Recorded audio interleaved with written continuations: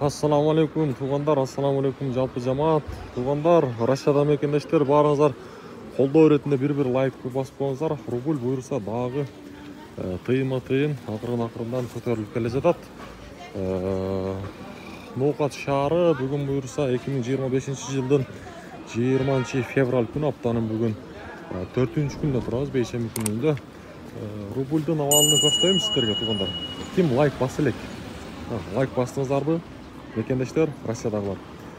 Анда лайкты бассаңыздар, мен сіздерге көрсетемін. Тағы бір жол айтайын. Лайкты басып қойыңыздар, подписка болып қойыңыздар. Сөз түрді. Мұнеге коммерциялық Кыргызстан банкта рубль 0,955 тиын сатып алуысы. Бұйырса бірге аз қалды. Байчун банктадағы жақсы шағыз көрмей қатыр, ең көрсетейінші. 0,955 тиын. 0,955 тиын туғандар. Азыр мен сіздерге жақсылап көрсетемін ұзақтаншы.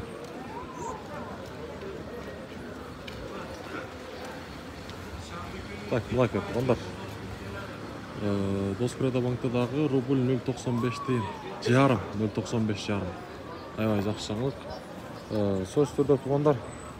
Группа бөліш қоңыздар. Мұнеке, так, қақша алмаштырушы жердердағы 0,955 жарым. Доллар 87 сом 50 тиын. Валютчиктер менен банктағылар бірдей курс қойғанда білесіздер.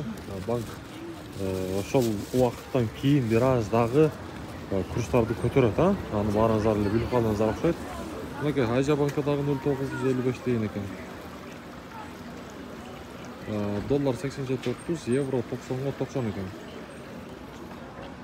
Мынеке бүгінгі жаңылық мына шундай туғандар. Өте соң